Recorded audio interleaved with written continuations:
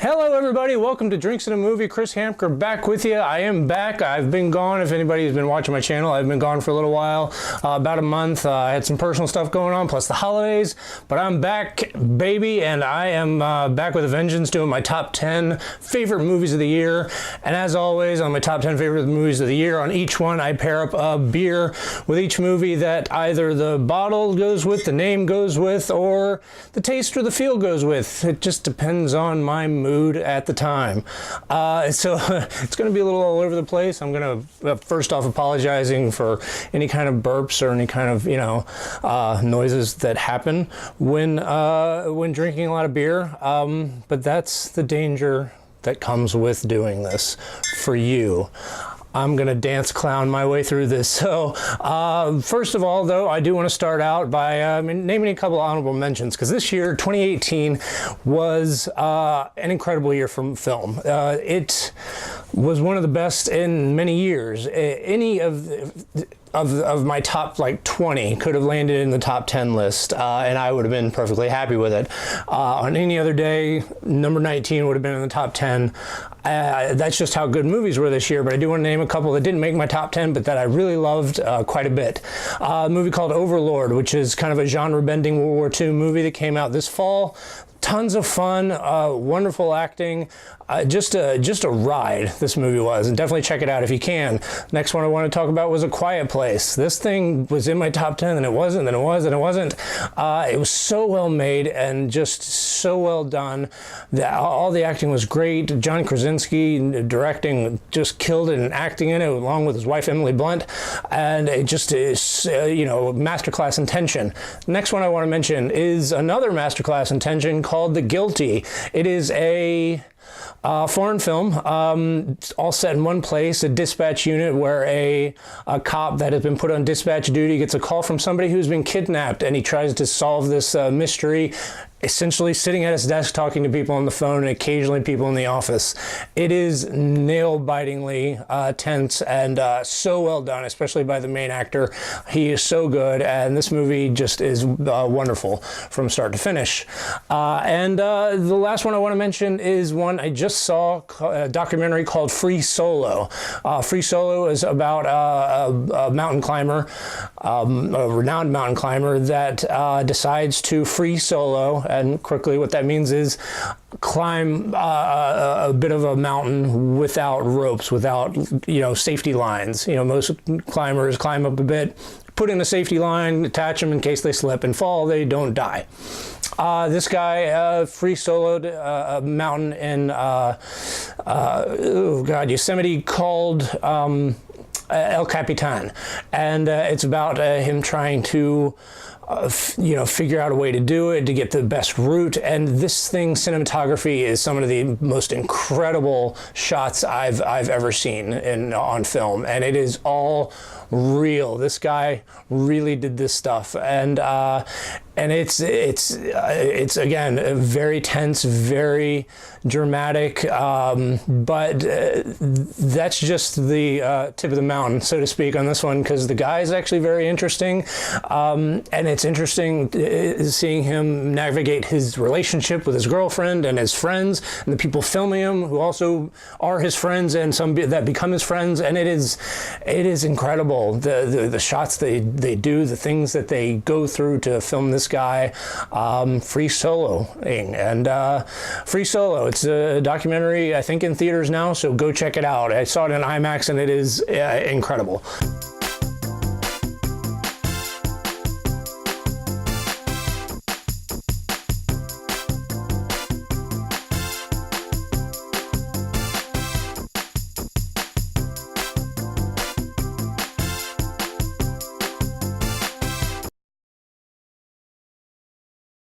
Okay, so without any further ado, let's do this. My top 10 favorite films of the year, and please note the word favorite.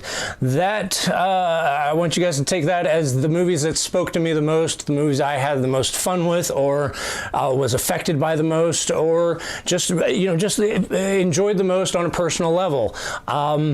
It's not me saying that if you like something better, you're wrong, and I really shouldn't have to give this disclaimer, but I want to do it real quick, and it's done. Forget about it. So, with my wonderful, trusty bottle opener, Number 10,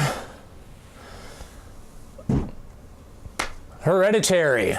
Hereditary. I picked an IPA called Stone IPA because it's got a little devil on it, and this movie, Stone Cold, got under my skin. This is a horror movie that stars Toni Collette, and it, from the very first frame, just terrified me just by the atmosphere of this thing. I've never been affected by atmosphere as much as I was by this movie. This movie is essentially about a family that goes through a loss at the very beginning. The grandmother dies, and just falls apart from there, and then some things start happening that you start to wonder: are they real? Are they being orchestrated by something? Is something supernatural going on? And the movie just kind of unfurls from there, and with a Oscar-worthy performance from Toni Collette, this the movie is Hereditary at my number 10. So let's start this ball rolling. Cheers, everybody.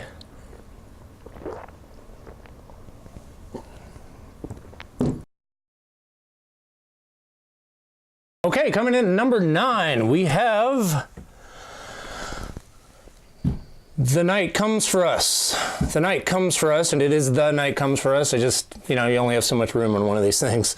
So The Night Comes for Us is an Asian martial arts action movie. Say Asian, it's definitely not Chinese. I know that much.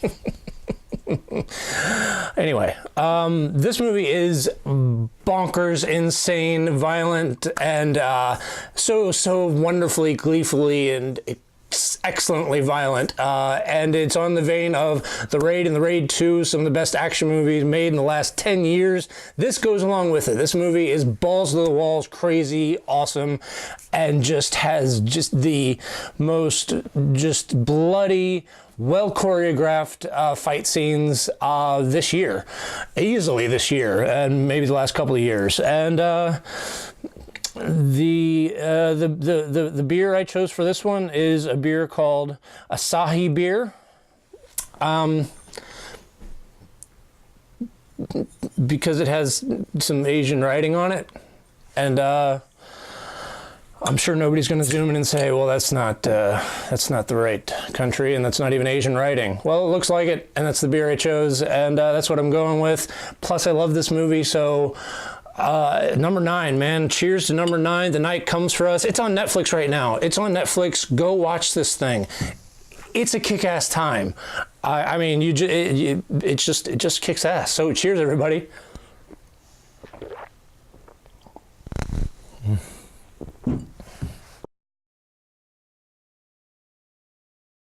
All right, so let's keep this rolling. Up next at number 8 is Black Klansman. Black Klansman, and the beer I chose for Black Klansman is Rebel IPA, because this movie is about an awesome rebel police officer played by John David Washington, Denzel Washington's son, played brilliantly by John David Washington, and also stars Adam Driver, about a police officer who infiltrates the Ku Klux Klan. Is a black officer, obviously, who infiltrates the Ku Klux Klan over the phone, and then they send Adam Driver's character in as the white version of the man on the phone. And this is a true story. They get all the way to David Duke on the phone, the Grand Wizard of the KKK, and stop them from doing some pretty heinous things. And it's so miraculous that this thing ever happened, that this is actually real. It's directed by Spike Lee, who makes good movies one after another. And this is another one that just really killed it for me. It was the story.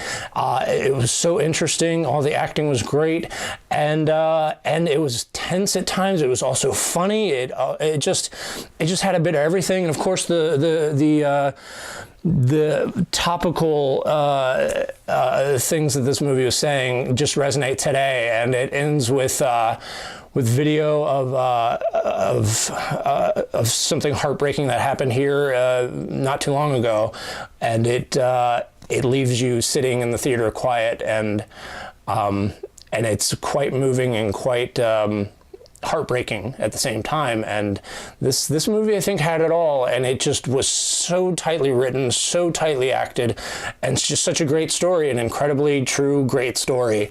And so yeah, cheers to Black Klansmen with the Rebel IPA.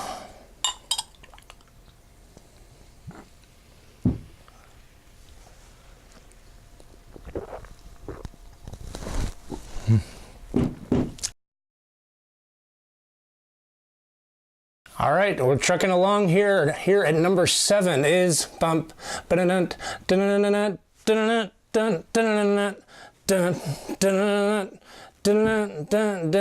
Avengers Infinity War. And the beer I picked for this is Victory's Hop Wallop. And the reason I picked that one is because this movie is a wallop of a movie, and it gives you a nice big fat gut punch at the end, and to me kind of unexpected. A lot of people's criticisms that it's kind of predictable. I didn't find that at all. I did not think this movie was going to go the way it went. And just a real quick thought on Avengers Infinity War, this movie is the culmination of 10 years and 19 movies of this cinematic universe that all intents and purposes should not have worked. And this movie brought all of that together in a entertaining, coherent, moving, emotional, just outstanding way that I was not ready for, and I still can't believe it was as good as it was. It really has no right to be as good as it is. The Russo brothers brought all this together, and they knocked it out of the park. I mean, this thing is incredible, and I think they're just going to keep trucking, and I'm excited to see what's coming up, especially in Avengers Endgame. So here is to Avengers Infinity War, the Hop Wallop. Kicked me in the face, this movie, and then dusted away like just a bad motherfucker. Anyway, cheers.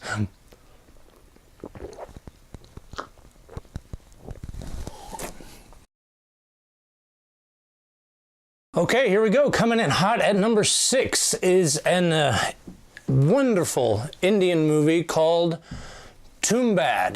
Toombad is a horror movie that spans multiple generations of one character as child, in the middle age, and then as a father that has discovered a lesser god, a demon that he can steal from and become rich. And this movie is wonderfully acted. It's beautifully shot, and has a very timely story of the things you pass down to your children, and trying to do too much, and making deals that you shouldn't make. And it is both parts, sweeping epic, parts Sam Raimi, wonderful practical effects and makeup, and it's scary. It's entertaining. It has just this wonderful moral story to it, and it grabbed me from the beginning because of how beautiful it is. It steeped you in this world. Did I mention it was an Indian movie? Sorry. It's steeped in this Indian mythology that I had no idea about, and is so fascinating. And it's one of my favorites, and I love this movie. I need to find it and figure out how I can own it. So if you can, go out and look for this, because it's great. And the beer I chose is the Hop Devil, because he gets into some shit against some pretty evil, devilish things. So Hop Devil, Victory Hop Devil, and here's to Toombad, a wonderful movie. I loved every minute of it. Cheers, everybody.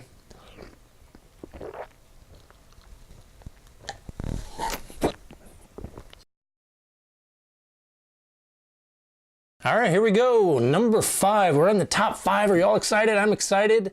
Top 5. Number 5 is Spider-Man Into the Spider-Verse. It just says verse there because physics. There's just not enough room for all that title. So Spider-Man Into the Spider-Verse is one I didn't get to review. There's a bunch on this list that I didn't get to review because I'm a lazy asshole. So Spider-Man Into the Spider-Verse is an incredible achievement in animation. This movie is gorgeous. It also crams so much into one movie, but somehow works, doesn't make it feel overblown and over full. So the beer I chose for this one is the 3 Citrus Peel Out, which has blood orange juice, grapefruit juice, tangerine peels, and also everything you'd need to make beer, like hops and thyme and love. So this thing has a lot of stuff into it too, and I'm sure it works just like it does in Spider-Man Into the Spider-Verse. This movie, like I said, is gorgeous. It does things only animation can do. It looked like it is pulled straight off the pages of a comic book, and it's gorgeous. They cram in 5 origin stories of 5 different Spider-Man. They have, it has heart. It has a good moral about anybody can wear the mask as long as you have the right, moral code to go along with it. It says a lot of great things about diversity and about how each person deals with things in a different way, but it can also come out with the same solution. It is incredible. Plus, it's hysterical from almost start to finish. It is so funny and so entertaining. It says like 5 different Spider-Men on the screen at the same time, and they all have a different animation for each one from a different universe, and it is it's simply incredible. And I can't wait to see it again. I've only had a chance to see it once in the theater, but I want to go as soon as I can to see it again because it is just incredible. And everything I'd want a comic book movie to be is what this is. If you want a comic book movie to feel like it's out of a comic, and that's what this does. So here's to 3 Citrus Peel Out and Spider-Man Into the Spider-Verse at number 5.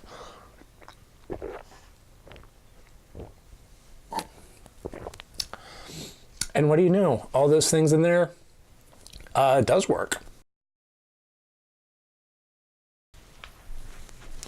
Ba-da-ba-ba-ba-bo.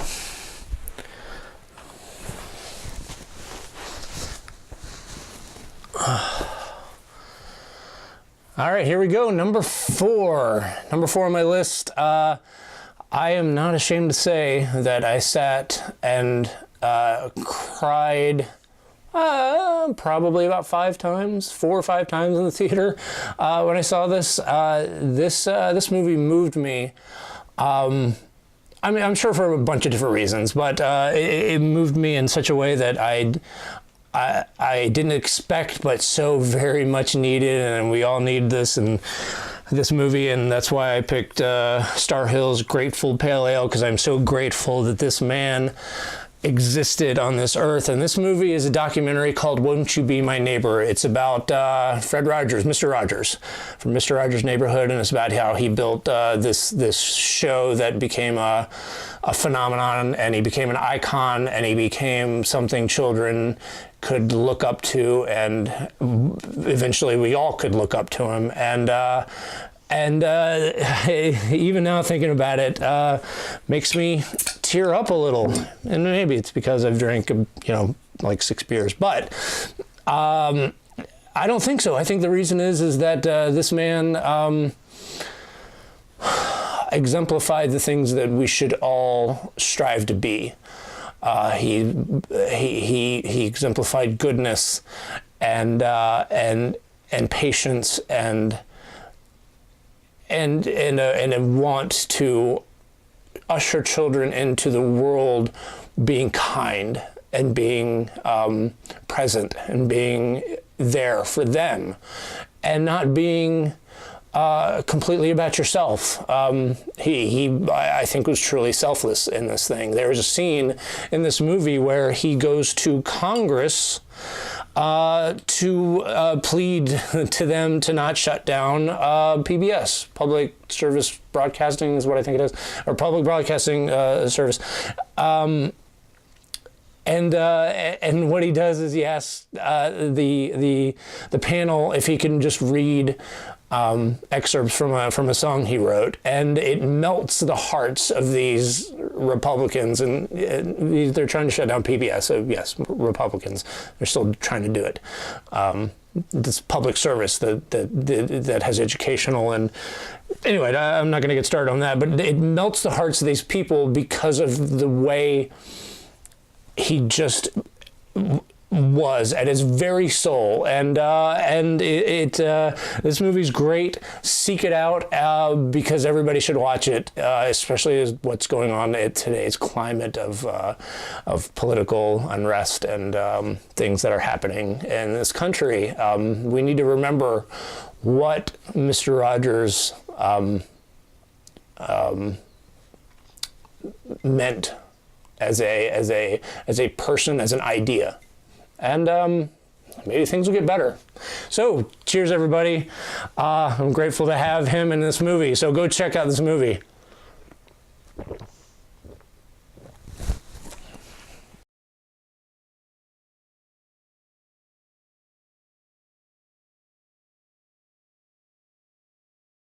All right, here we go. Number three. Number three. This movie is my favorite comedy of the year, and thank God we're doing a comedy because we need some laughs right now. Yeah, my favorite comedy of the year is comedy. Game Night. Number three coming in is Game Night. Game Night is, it killed me. It killed me from start to finish. It just was right up my alley, exactly my sense of humor. And with Jason Bateman, Rachel McAdams, and especially the wonderful scene-stealing Jesse Plemons. So I picked Troganator because this thing searched me out and murdered me. Troganator. I couldn't find a good beer for Game Night. I couldn't find something that really grabbed me, so I just went with this kind of odd and easy link up. But if you can think of something better, I don't want to know about it because I don't care. No, I'm kidding. I do care. Put it in the comments so I can ignore it.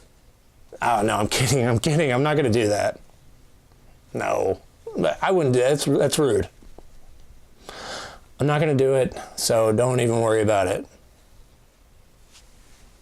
Game Night, coming in at number three. Love this movie. Find it. It did okay, but I wish more people have seen it because it is hysterical. Cheers, everybody.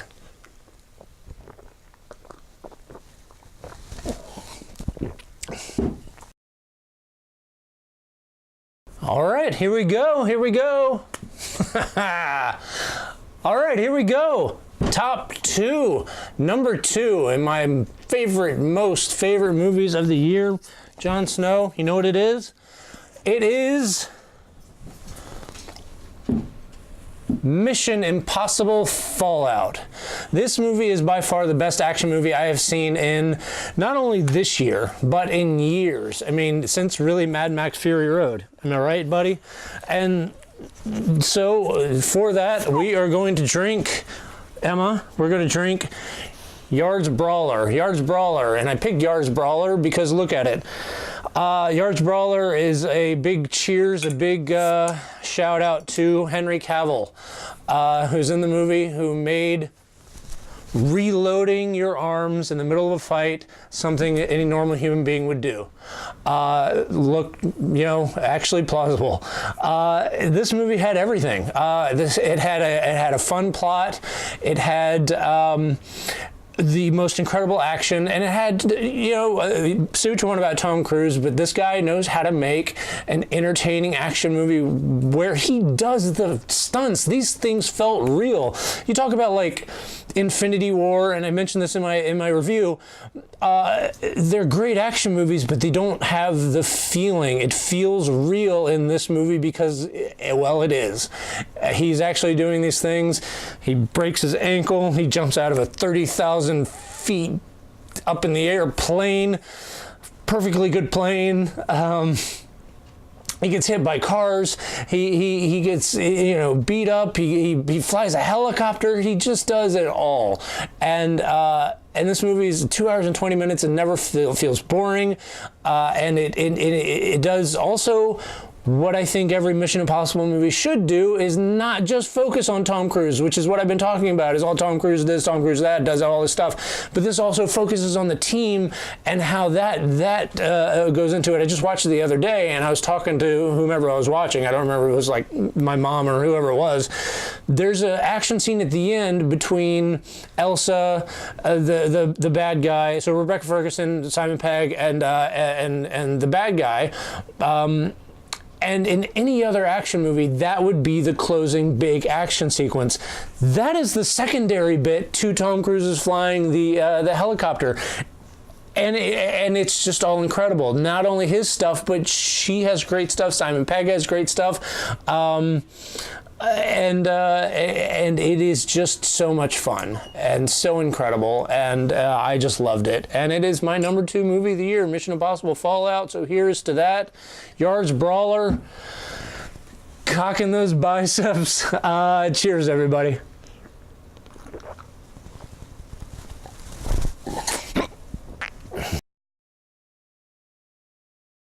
All right, so here we go. Number one with a bullet. Boom. Bad Times at the El Royale. It's a movie I saw at a film festival I went to called Fantastic Fest back in September. It was a closing night movie, and it stuck with me. I've seen it now 4 times since then, actually 5 times, and I loved every moment of it. It's written and directed by Drew Goddard, who did The Cabin in the Woods, and I did a little review of it at the film festival, but I just want to say, search this movie out because it is wonderful. It's a tale about strangers meeting at a hotel that is a divide between California and Nevada. So I picked a nice little, it's set in 1969, and I picked a little Sierra Nevada sidecar that looks a little old school from Nevada. And I picked North Coast Brewing Company's California Prankster, California and Nevada. This movie is beautifully acted by Cynthia Erivo, Jeff Bridges, Dakota Johnson, John Hamm. So many. Chris Hemsworth turns in a wonderful performance as the villain. And cheers, everybody. I'm doing 2 for this one because number 1 deserves 2.